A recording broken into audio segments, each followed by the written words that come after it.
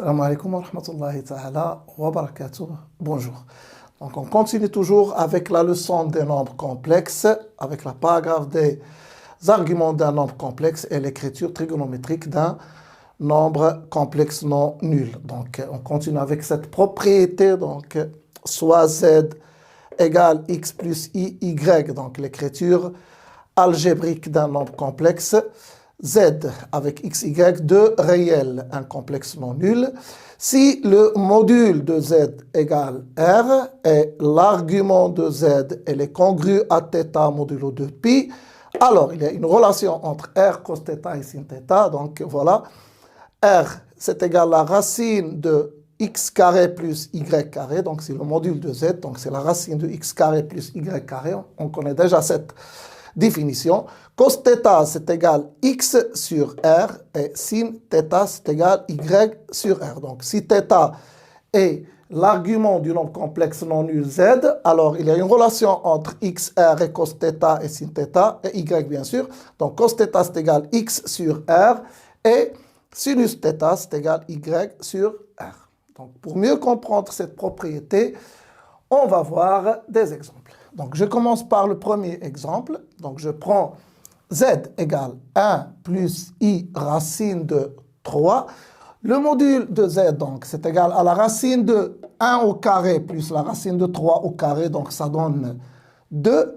Donc si maintenant l'argument de z est congru à θ modulo de pi, alors la relation est la suivante. Donc j'ai cos θ égale x sur r. Ça veut dire quoi? Ça veut dire 1 sur le module de z qui est égal à 2. Et sinus de θ, c'est égal y sur r. Ça veut dire quoi? Ça veut dire la partie imaginaire, racine de 3, sur le module de z qui est égal à 2. D'après, bien sûr, ces deux écritures, on peut déduire que θ, c'est pi sur 3 modulo de pi. Donc, je peux dire que θ, c'est pi sur 3 modulo de pi. Donc, elle est congrue à pi sur 3 modulo de pi. Et donc, je peux passer maintenant de l'écriture algébrique à l'écriture trigonométrique suivante. Donc, je peux dire que z, c'est égal à 2, c'est le module, donc 2 cos θ, c'est-à-dire cos pi sur 3, plus i sin pi sur 3. Je peux même écrire cette forme sous sa forme réduite qui est 2 pi sur 3. Donc, 2, c'est le module, et pi sur 3, c'est l'argument.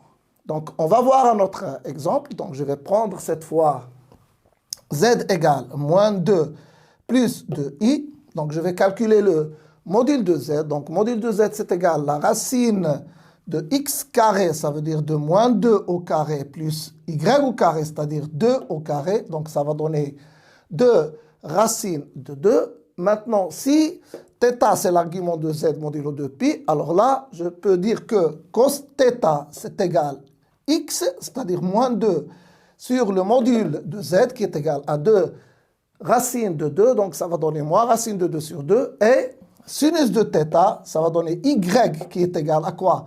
Bien sûr à 2 sur le module de z, c'est-à-dire r qui est égal à 2 racine de 2, donc ça va donner racine de 2 sur 2, et bien sûr, puisque cos θ c'est moins racine de 2 sur 2, et sinus de θ c'est racine de 2 sur 2, je peux déduire que θ c'est congru à pi, à plutôt 3 pi, sur 4 modulo de pi. Et donc, je peux passer de l'écriture algébrique à l'écriture trigonométrique suivante en écrivant tout simplement que z, c'est égal à 2 racines de 3, 2 racines de 2, c'est-à-dire r, cos θ, c'est-à-dire 3 pi sur 4 plus i, sin θ. Ou bien sûr, je peux écrire la forme réduite qui est égale à r θ, c'est-à-dire 2 racines de 2 et 3 pi sur 4.